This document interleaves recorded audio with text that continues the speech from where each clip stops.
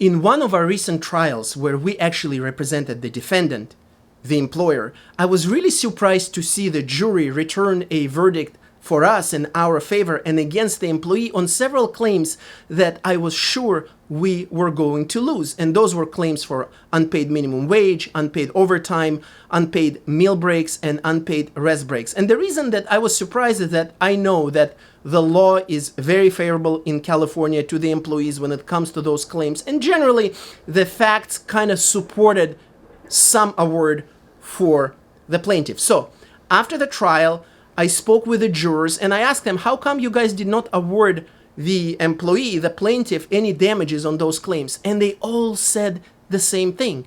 They said that they could not wrap their head around all the evidence and all the summaries and all the documents and all the schedules.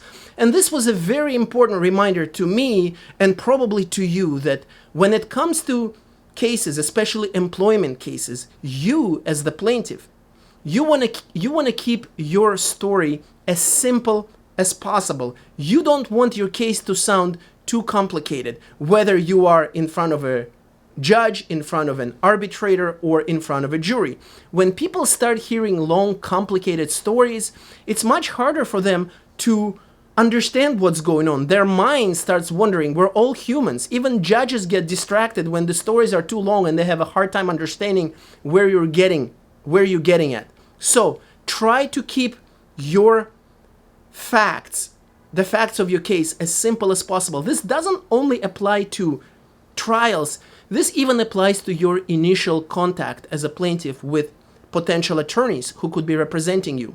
Many lawyers say that the moment a potential client says that their case is very complex and very complicated, this is an immediate red flag, because most lawyers from experience know that a complicated case means a weaker case or no case at all. Of course, not every case can be simple. There are always facts that add one layer or another layer of complications, but do not make your case more complicated than it has to be, and stick to the same old rule. When it comes to facts, when it comes to describing your case, when it comes to describing what happened to you, what you have lost, what you will be losing in the future as someone who suffered from discrimination or wrongful termination, less is more. It doesn't mean that you should not be saying all the important facts, but don't spill out more information to the lawyer you're talking to or in trial. It doesn't help the case.